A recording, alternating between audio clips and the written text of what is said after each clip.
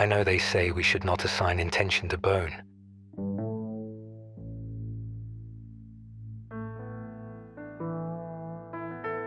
But I have held it in my hands. I have felt the warmth it shouldn't have beneath latex gloves. It was in the limestone shelf, quiet and shallow, just a kilometer east of the Solnhofen quarry. A routine dig, they said.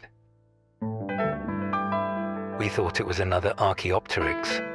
The symmetry of the wings, the splay of pinions so finely pressed into stone, it sang the song we've heard a dozen times before, until we noticed the glyph. Beneath the left wing, etched faintly and unmistakably, a circle intersected by 3 inward-turning spirals. No tool could have carved it post-fossilization. We ran the scans. The engraving was beneath layers of mineralization, formed as the calcium laid down across eons. Not a scratch, but an imprint, a signature.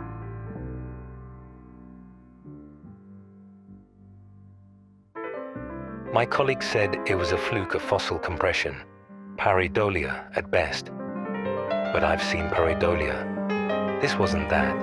The spirals recur. We've now found them beneath the scapula of a microraptor from Liaoning, a broken vertebra in Patagonia.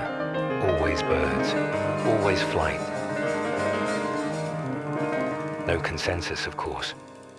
Jung says it's ritualistic behavior, primitive etchings with beaks or claws. But who etches beneath their own bones? Who scratches sigils into cartilage only to fossilize themselves around it?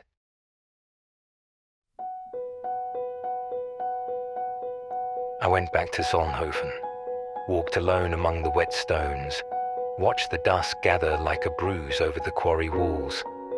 It was then I saw them. Not birds, not quite.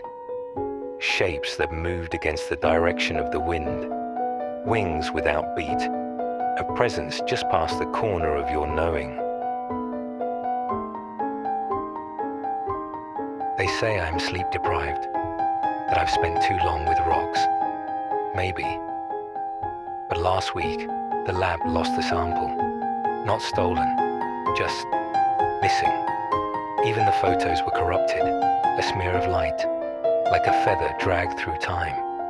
And the dreams now, of spirals that draw inward forever, of something vast watching through the brittle cages of ancient rib. I leave this record not for validation, but for continuity, because we were wrong. Feathers were not for flight, not first. They were for message, for worship, or perhaps for remembering. Something wanted sky, and something else answered.